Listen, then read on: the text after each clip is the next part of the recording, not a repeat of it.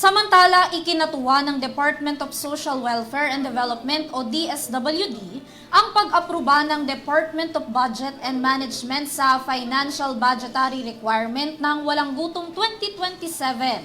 Ayon kay DSWD Undersecretary Punay, tinatayang nasa 6 na bilyon ang kailangan para scale-up implementation nila ng naturang programa. Si Criza Lopez para sa detalye ng balita.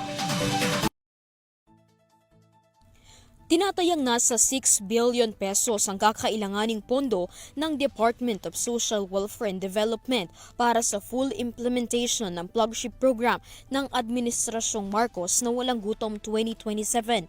Ito'y matapos ideklara ni Pangulong Marcos Jr. ang Walang Gutom 2027 bilang flagship program sa ilalim ng Executive Order No. 44. Ayon kay DSWD Undersecretary for Innovations Eduardo Punay, nagkaroon na ng pag-uusap sa pagitan ng DSWD at Department of Budget and Management. Nagpapasalamat ang ahensya sa pagpapahayag ng commitment nito sa paglalaan ng pondo para sa naturang programa. Matapos ang pilot testing ng DSWD, isasagawa ng ahensya ang pagsusuri sa 6 na buwan na pilot testing sa pagtataya ng tanggapan na abot sa 6 billion pesos ang kailangan nila para sa full implementation sa 300,000 beneficiaries. Base sa inilabas na Executive Order No. 44, inuutusan nito ang DSWD na makipag-ugnayan sa iba pang national government agencies at lokal na pamahalaan para sa pagpapatupad nito.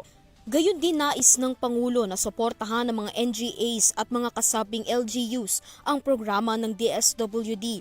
Nauna nang nagpasalamat si DSWD Secretary Rex Gatchalian sa suporta ng Pangulo sa programa ng kanilang ahensya. Una, nagpapasalamat kami sa ating Pangulo sa pag-issue ng executive order na to. Dahil whole of government approach to, hindi lang DSWD yung component ng program. Meron tayong work component through DOLE and TESDA. Meron tayong nutrition component through FMRI. So, importante na pag may executive order, yun ang hudyat na lahat ng ahensya talaga, kung tumutulong na sila ngayon, mas fast track pa yung working together. Kasi alam naman natin, pag it cuts across multiple departments, medyo mas masalimuot yung coordination. So with the executive order, mas mapapabilis yung coordination among the different agencies working together.